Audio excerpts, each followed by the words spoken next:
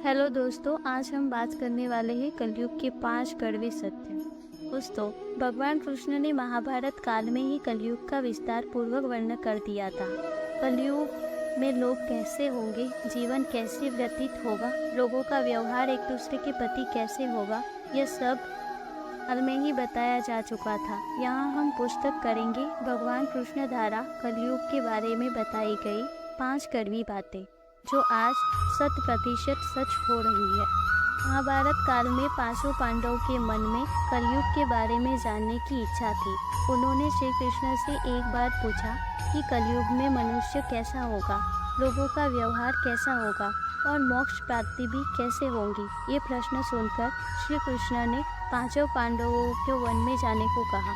साथ ही ये भी कहा कि तुम जाओ तो कुछ भी वहाँ से देखो और मेरे पास आकर मुझे बताना। कृष्ण का आदेश मानकर पांचों पांडव वन में गए और वहाँ जो कुछ भी देखा वहाँ से वापस आए।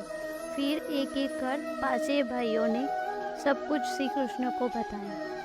पहले युधिष्ठिर ने श्री कृष्ण को बताया कि उन्होंने वन में 2 सूंड वाले हाथी को देखा। तब कृष्ण ने कहा कि कलयुग में ऐसे लोग राज करेंगे जो बोलेंगे कुछ और ये लोग दोनों और शोषण करेंगे। उसके बाद भीम ने बताया कि उसने वन में देखा कि एक गाय अपने बच्चे को इतना चाट रही थी कि उस बच्चे को खून निकलने लगा। तब श्री कृष्ण ने इसका अर्थ बताया। श्री कृष्ण ने बताया कि कलयुग का मनुष्य अपने बच्चों से इतना आश्चर्य होगा कि ऐसी ममता के कारण बच्चों का विकास ही रुक जाएगा। यदि किसी का पुत्र साधु बना तो सब उसके दर्शन करेंगे, परंतु यदि स्वयं का पुत्र साधु बना तो माता पिता दुखी हो जाएंगे, रोएंगे कि मेरा पुत्र किस राह पर जा रहा है। कलयुग में लोग बच्चों को मोह माया और परिवार में ही बांध कर रखेंगे। इस तरह उसका जीवन वही नष्ट हो जाएगा। फिर कृष्ण ने कहा कि तुम्हारे पुत्र तुम्हारे नहीं बल्कि तुम्हारी पत्नियों की अमानत है और पुत्रियां तुम्हारी अमानत है। यह शरीर मृत्यु की अमानत है और आत्मा परमात्मा की अमानत। इसी तरह भीम के बाद अर्जुन ने बताया कि उसने एक पक्षी को देखा। उसकी पंख पर वेद की रचाएं लिखी हुई थी, परंतु वो एक मनुष्य का मांस खाकर आ रहा था। ये देखकर मैं हैरान हो गया। तब श्री कृष्ण ने बताया कि कलयुग में ऐसे लोग होंगे जिन्हें विधान कहा जाएगा, किंतु उनकी मंशा यही होगी किसी की जल्दी मृत्यु, जिसकी उनकी संपत्ति को अपना लिया जाए। व्यक्ति को आदेश ये कितना भी बड़ा क्यों ना हो, किंतु उनकी दृष्टि दूसरों की समीप पर ही रहे। ऐसे लोग बहुत होंगे जो दूसरे के धन को छीनकर आतुर होंगे। वास्तविक सत्य को कोई नहीं होगा।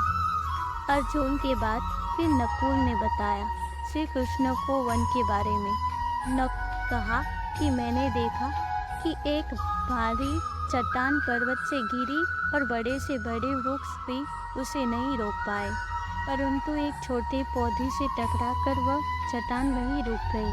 तब इसका अर्थ बताते हुए श्री कृष्ण ने कहा कि कलयुग में मनुष्य की वृद्धि क्षीण होगी, उसका जीवन पतन होगा और इस पतन को धन या सत्ता के वृक्ष रोकने में समक्ष नहीं होंगे, किंतु हरिम नाम रूपी एक छोटे से पौधे से मनुष्य का जीवन व्यतीत होने से बाद सहदेव ने बताया कि उसने उस वन में बहुत सारे कुएं देखे, जिसमें सभी कुओं में पानी था, पर बीच वाले कुएं में पानी नहीं था। तो उसने ये बात श्री कृष्ण को बताई।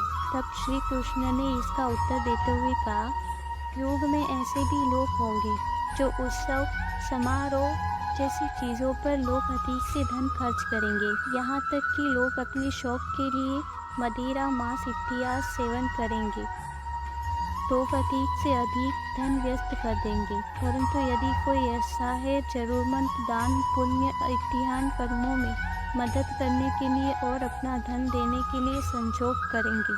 अगर आपको हमारी ये कही हुई बातें अच्छी लगी हो तो इस वीडियो को लाइक कर दीजिएगा और इसे ज़्यादा से ज़्यादा शेयर करना।